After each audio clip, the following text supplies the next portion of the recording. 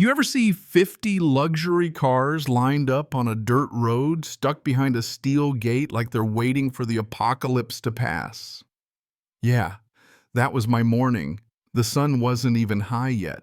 And there they were, Mercedes BMWs all idling in the dust, their owners practically clawing at the bars. Evelyn Vance, HOA president, white dress that probably cost more than my whole tractor, was front and center hanging onto the gate like she was auditioning for a Prison Break movie. Screaming, red-faced, accusing me of holding 50 families hostage.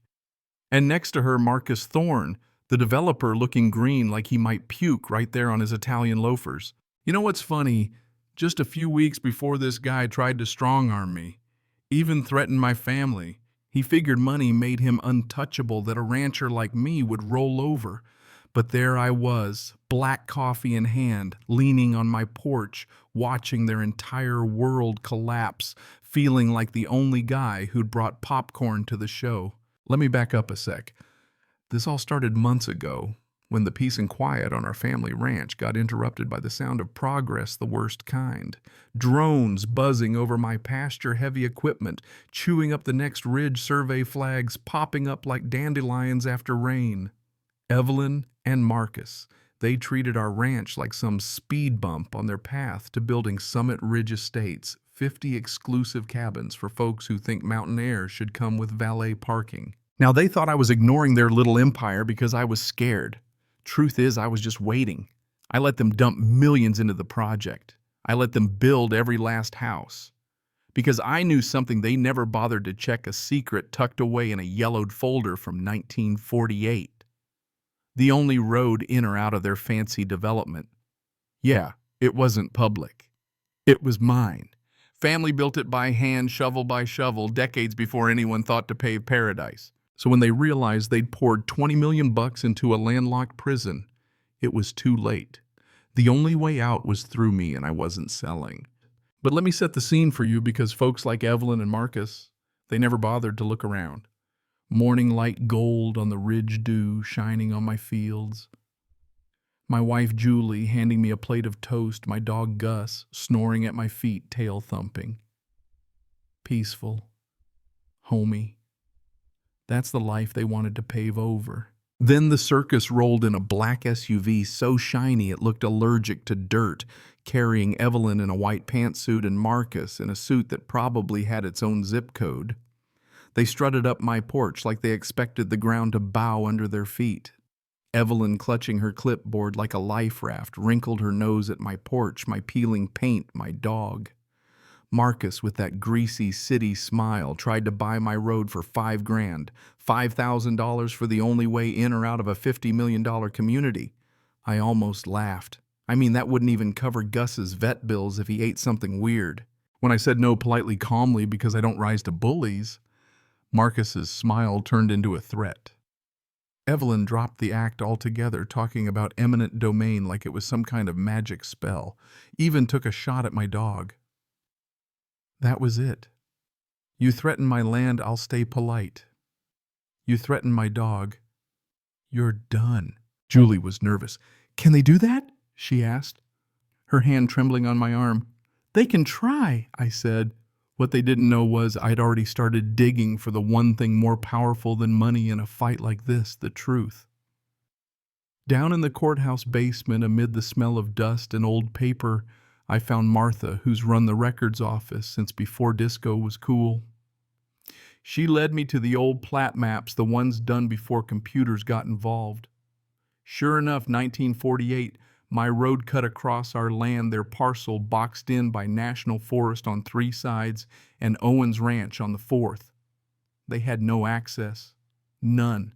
Now, most folks might have waved those papers in Marcus's face and started a fight, but I was raised to be patient. So I told Julie the plan. Let them build, let them spend every last dollar, let them sell every cabin, and then we closed the gate. Her smile was small but fierce. Let them build, she said. We'd play the long game. And boy, was it a test of patience. Construction started before sunrise, the whole mountain rattling from pile drivers and saws. Dust everywhere, even in my coffee. Letters from big city lawyers came weekly, full of threats about prescriptive easements. Julie started a binder, labeled it fan mail from idiots. When they sent fake inspectors, Julie kept them waiting for hours in the sun, smiling sweetly. One guy from the EPA tried flashing a plastic badge. I told him to hang around until the sheriff could check it. He peeled out so fast he left a trail of gravel all the way to the highway. Drones buzzed over the porch. Evelyn started showing up at the fence line, demanding I repaint my barn to match her earth tones. "It's a barn, ma'am. It's red." She hated that answer. She hated my tractor, too, said it ruined the view from Lot 4. Lot 4 is looking at a lawsuit, not a view. I told her. We kept documenting everything. Every threat, every fake inspector, every drone. This wasn't just a property dispute anymore, it was war. And then as I figured things got physical, Marcus showed up at the gate one afternoon, flanked by 2 gym rat foremen.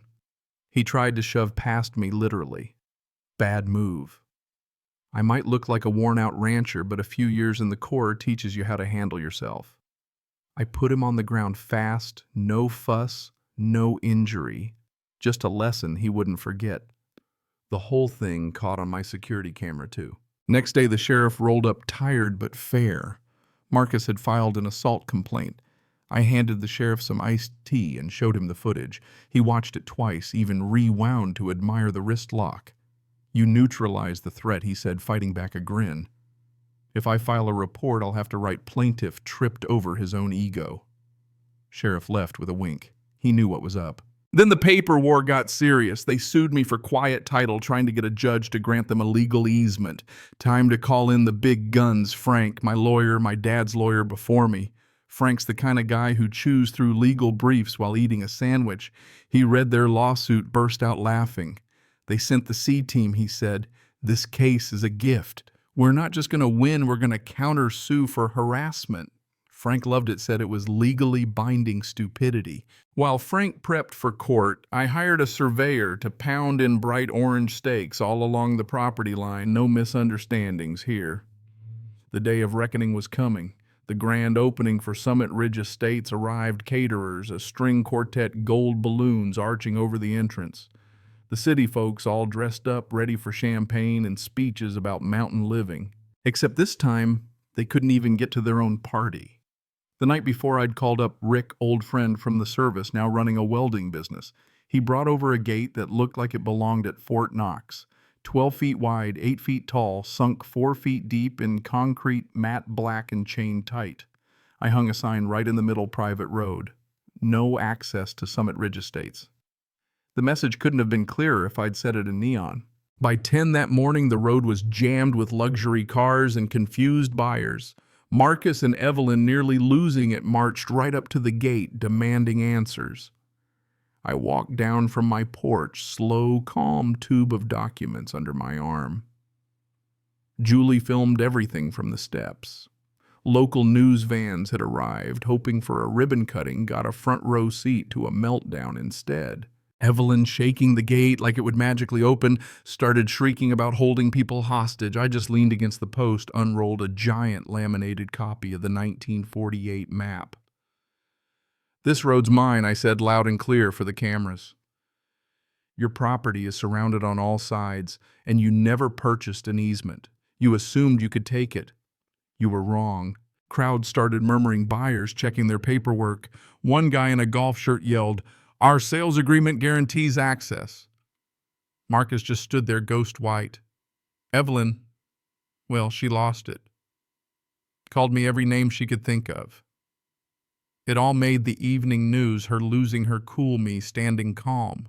Then came the courtroom. Not like TV. No jury, just Judge Henderson, tired and sharp. Their lawyers argued public good, claimed I was greedy. Frank just laid out the truth: maps, deeds, video evidence, even an affidavit from the surveyor who warned them about the access problem. And then the twist. Frank read out an email from Marcus to his own survey team. "We'll bully the rancher, bury him in legal fees." The whole courtroom went dead quiet. The judge just shook his head. He'd seen enough. Verdict. Their request denied. My counterclaim granted. $250,000 in damages, plus a referral for criminal fraud. Evelyn vanished. Marcus got indicted. Their company collapsed.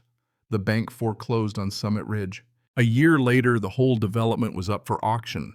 50 brand new cabins, no road in. Frank and I showed up, let the city bidders see the big map with my property line highlighted. They dropped out fast. I bought it all for $100,000. 50 cabins, ridge and all. For once, I felt like the mountain had spoken and justice actually listened. Julie and I watched the sunset from the old Summit Ridge model home, now ours.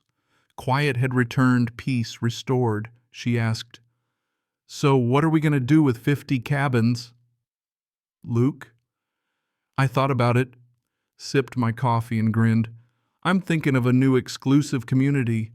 4 legs only." Gus wagged his tail.